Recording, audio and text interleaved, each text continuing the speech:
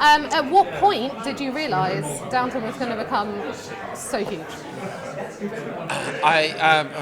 In terms of worldwide, it was no one sort of fathomed that. It was after the first series, when it went in America, because of the instant communications now, the Hollywood Reporter had it on their front page, and it literally went sort of viral overnight. And then you had crazy things happening over here, like the Downton Abbey club set up by celebrities, all celebrity males who admitted to watching it.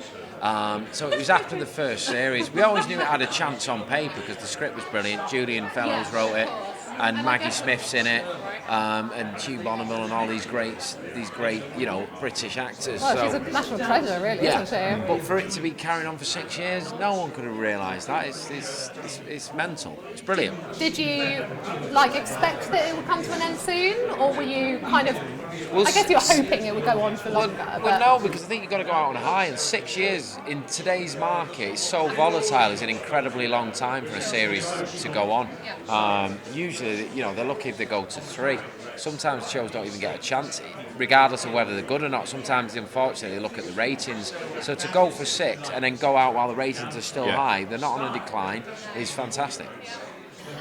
Michael, what's it like because obviously you're fairly new to Downton, what was it like joining such a huge institution? Yeah, initially it was daunting. It took definitely a couple of weeks to get over that I was standing next to Hugh and putting a cloak on Maggie and, sitting around the table with Jim and sitting next to Rob, James-Collier.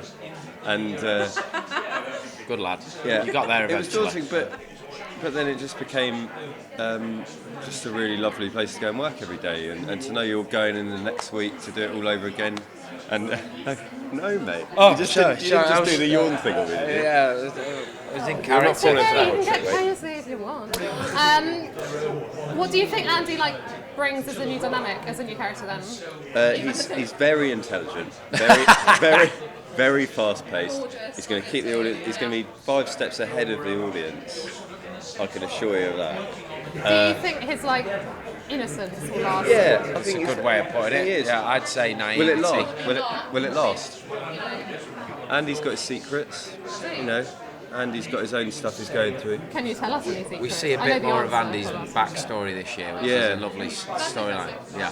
Which involves Thomas again. Which involves Thomas, because Thomas and Andy are in a halfway thing where the rest of the house are telling Andy to be wary of him, but then Andy needs Thomas. And also, we all need a bit of Thomas. We've seen.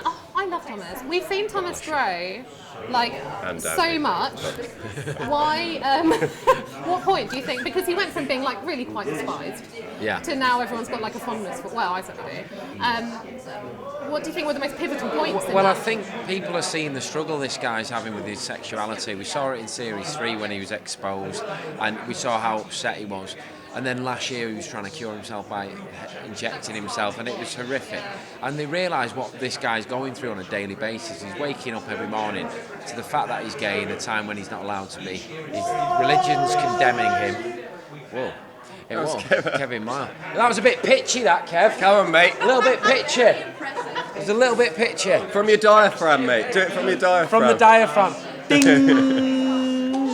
There, now you've got it. Oh, I think we found the singer in the room. Sorry, we're doing cross into. And what have been the most challenging parts to act for you? Would that be one of them? That was one of them last year, and then this year we very much carry on in that theme where it's about Thomas trying to unlock who he is and finally reconcile himself with himself. Can he be happy? And that's what it is for Thomas this year.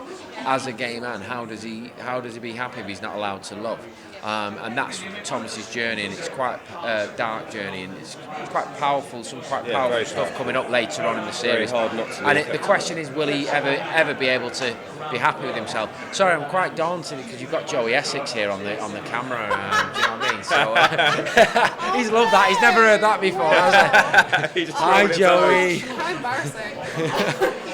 He should pan round on himself now to give reference to the. Or insert a picture of Joey Essex. Yeah. I'm surprised you know who Joey Essex is. Hey, I watched Zoe, man. It's quality. Yeah. Okay, last question. Well, I don't know how long we've got. But you have to say these are young. You see, you have to say something culturally relevant to them. Joey Essex, Towie. Kanye West. Compared to me, you are. I'm Say 38. something about Kanye West. I really dig Kanye West's groove. Is that the right thing? Yeah. Say trendy. I think he's trendy, and I really think that he's going to have a good future in hippity hop. Okay. He's king of rock and roll. If your character That's what he is. He said it's... were an animal, what would they be? This is a marketing question. I did a marketing master's Is it a degree. marketing question? And this is like what you do to a. If a brand could be something, an animal or a fruit. Describe yourself as What was it? An animal. whatever. If Thomas was a vegetable, he would be a marrow. Why? Because it rhymes with barrow. It's simplistic. It's simplistic. I feel like It's you've answered easy. that before. Andy. No, I haven't. I just made that. I genuinely made that. Andy doesn't I rhyme think with a fruit. if he was an animal, he'd be a hyena. He's quite stealthy, lurks in the shadows, comes in at the point of kill. Mine would be a slow loris, like a slightly vacant look. A giraffe, I a mean, big giraffe. lumbering not giraffe. necessarily, but the slow lorises are just like also quite ticklish Yeah. and adorable. Yeah, but Andy is quite sort of like wide-eyed and, innocent. Wide-eyed. How can you Said say so pale. bright-eyed? All right, we better go So because lovely. Big James is Cheers. gone. Thank you both. Thank you. Ladies and gentlemen, you're watching Hey You Guys! Hey You Guys, huh? Hey You Guys. Is that from the Goonies? It is indeed, yeah. Nice. Hey,